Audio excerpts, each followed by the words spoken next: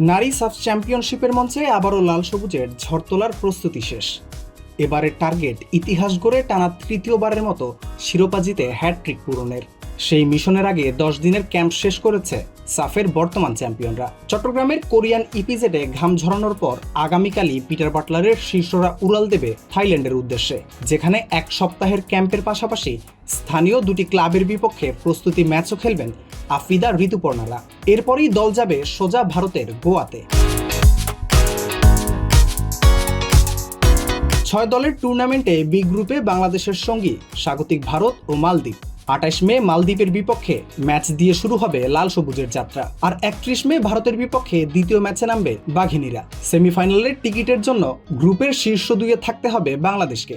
এরপর final 6 June, যেখানে জায়গা করতে পারলেই ইতিহাস গড়ার সুযোগ হাতছানি দিবে লাল সবুজের সামনে। গেল 2022 ও 2024 দুই আসরেই শিরোপা জয়ের পর এবার ভিন্ন মোড় বর্তমান চ্যাম্পিয়নদের সামনে। আফিদা খন্দকারকে অধিনায়ক করে 23 সদস্যের চূড়ান্ত স্কোয়াড ঘোষণা করেছেন হেড কোচ পিটার বাটলার, যেখানে ইনজুরির কারণে ছিটকে গেছেন অভিজ্ঞ ডিফেন্ডার নবীরন খাতুন, আর বাদ পড়েছেন স্বপ্না রানী মণ্ডল ও মুনকি আক্তার। তবে এবারের সাফে বাংলাদেশের নতুন চমক প্রবাসী নারী ফুটবলার আনিকা রানিয়া সিদ্দিকী, ঋতুপর্ণা ও সাগরিকাদের নিয়ে গড়া স্কোয়াড নিয়ে বেশ আত্মবিশ্বাসী টিম ম্যানেজমেন্ট।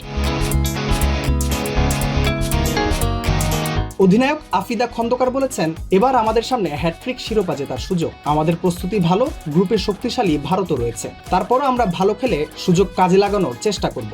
সবাই আমাদের জন্য দোয়া করবে।